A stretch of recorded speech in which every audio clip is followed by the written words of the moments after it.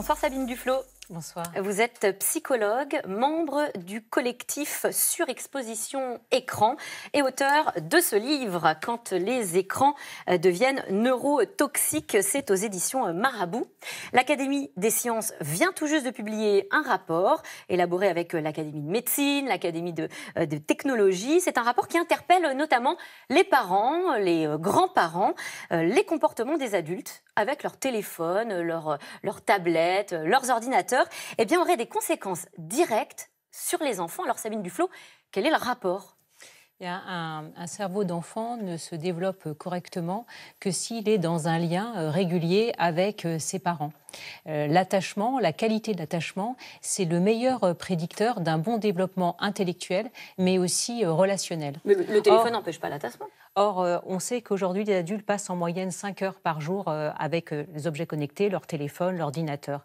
Et tout ce temps-là, c'est un temps qui est volé au temps d'échange. L'écran fait écran aux échanges, et cet échange, il est absolument indispensable pour un bon développement de l'enfant. Ça veut dire quoi ? Que si on a la tête toujours plongée dans nos écrans à côté de nos enfants, il y a un risque, je ne sais pas, d'appauvrissement sur l'expression, la sociabilisation ? Ça veut dire concrètement, une maman qui est dans une maternité, le bébé vient de naître, eh bien, les premiers moments d'échange, ça va être évidemment l'allaitement. Si au moment de l'allaitement, il y a une télé géante où elle regarde son portable, le bébé qui est câblé pour communiquer, qui va essayer de capter son regard par ses mimiques, etc., ne va pas pouvoir le faire. Et donc, il va éprouver ce premier moment où il n'est pas connecté, déconnecté. Et si ces coupures de courant relationnel interviennent de manière trop régulière, le risque, c'est un repli de l'enfant sur des autostimulations. Le CSA, le Conseil supérieur de l'audiovisuel, le dit et le répète, 0 écran avant 3 ans. Et malgré tout,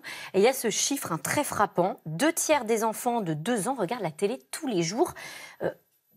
En quoi est-ce un problème ? Est-ce que ça peut avoir des conséquences graves ? Ils regardent tous la télé, des écrans. Le problème, c'est quand cette télé est allumée en continu ou lorsque les parents sont eux-mêmes tellement sur leurs écrans que le temps d'échange et d'activité partagée s'est considérablement appauvri.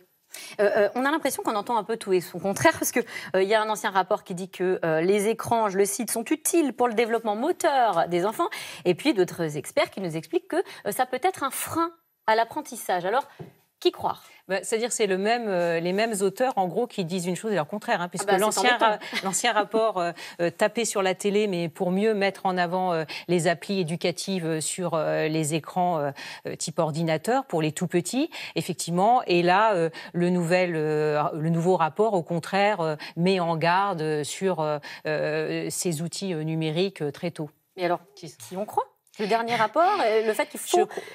Pas y faire attention. Je crois que d'abord, ce qu'il faut avoir évidemment en tête, c'est qu'il y a des lobbies, c'est-à-dire qu'il y a aujourd'hui l'industrie du numérique et l'industrie au monde qui produit un chiffre d'affaires le plus important. Donc, il y a probablement un poids des lobbies qui fait qu'on a toujours des rapports en demi-teinte. C'est ce qui explique aussi l'équipement dans les classes de l'éducation nationale. On parle de plus en plus d'équipements en ordinateur, etc. Bien sûr, bien sûr. Tout lieu où il peut y avoir un écran ou un ordinateur, que ce soit le milieu médical, de la santé, le milieu de l'éducation, eh bien, est envahi par ça, parce que, évidemment, ça réduit les coûts. Et aujourd'hui, je pense que ce qu'on peut dire clairement, c'est que la déconnexion, c'est-à-dire la possibilité de ne pas être connecté H24, est un luxe réservé aux riches. En cas de surexposition aux écrans, vous alertez sur les conséquences psychiques, physiques, et vous dénoncez notamment l'explosion des troubles du langage. Alors, je voulais juste qu'on regarde avec vous ce chiffre. En 8 ans, ces troubles ont explosé, plus 94% de troubles de la parole. Est-ce que ça peut avoir un lien ?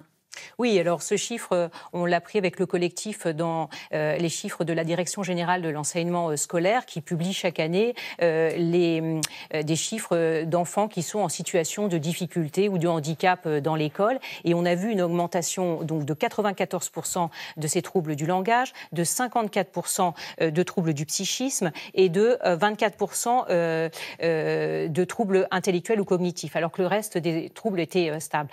Moi, ce que j'observe, j'observe, c'est que effectivement, ça correspond à ce que je vois en CMP et en CMP dans le centre médico-psychologique. Dans votre cabinet, oui, lors des consultations. Tout à fait. Donc, je travaille dans le secteur public en Seine-Saint-Denis et très souvent, lorsqu'on m'amène ces enfants avec des retards massifs de langage, concrètement, c'est un enfant qui a 4 ans et qui ne parle pas. Voilà, on lui demande comment tu t'appelles, rien. Où est maman, rien. Qu'est-ce que c'est ça, rien. Et il vous regarde pas ou très peu dans les yeux.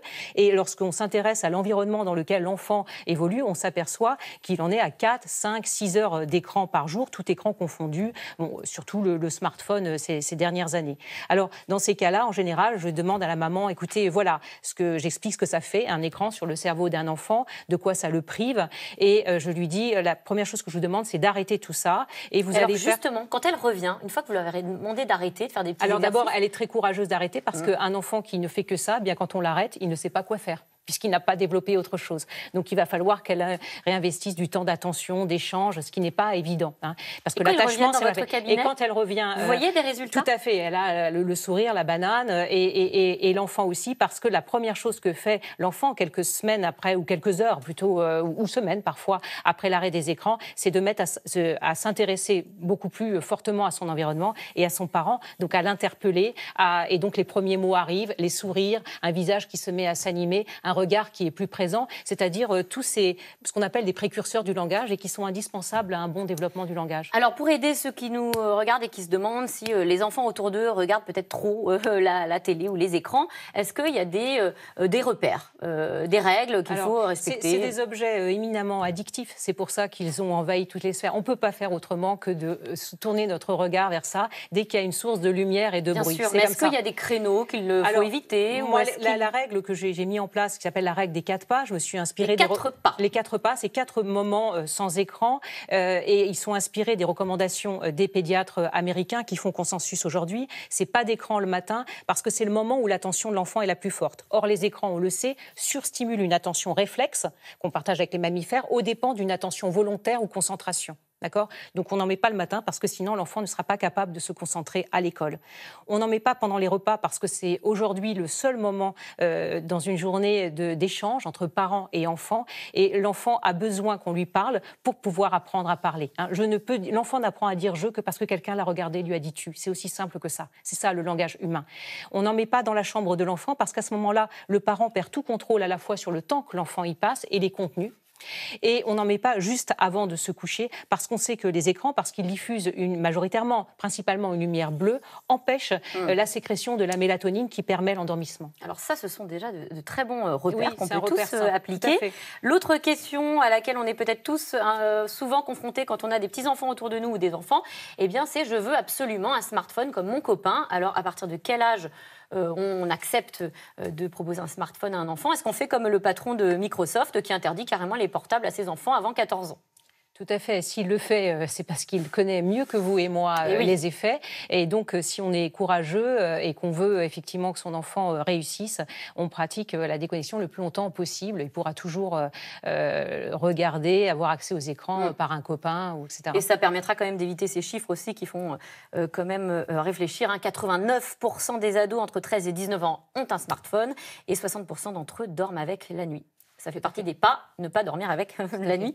Une dernière question quand même sur ce que vous demandez comme législation, comme manière d'encadrer ces accès aux écrans et notamment sur les contenus. On sait que les plateformes numériques, évidemment, proposent des contenus qui peuvent être violents ou choquants pour les enfants. Est-ce qu'il faut mieux encadrer tout cela ? Bien sûr, et ces recommandations devraient être le fruit de sociétés et d'associations totalement indépendantes de l'industrie du numérique. C'est pour ça que ce rapport qui dit que ça doit être les logiciels, les éditeurs de jeux vidéo ou la Commission nationale du cinéma qui doit faire des recommandations, eh bien c'est tout à fait honteux. Il faut que ça vienne. Ça doit être des associations de professionnels de l'enfance, donc indépendants, avec des parents qui réfléchissent à ça. Eh bien, merci. Merci Sabine Duflot pour tous ces bons conseils. Je rappelle que vous êtes psychologue et auteur de ce livre « Quand les écrans deviennent neurotoxiques ». Tout de suite, c'est dans l'air avec Caroline Roux qui revient sur le rebondissement de l'affaire Carlos Ghosn. L'ex-patron de Renault-Nissan clame son innocence dans une vidéo ce matin. Alors, que va-t-il se passer pour lui? Est-ce que la France doit intervenir? Caroline Roux et ses invités répondent à vos questions dans un instant.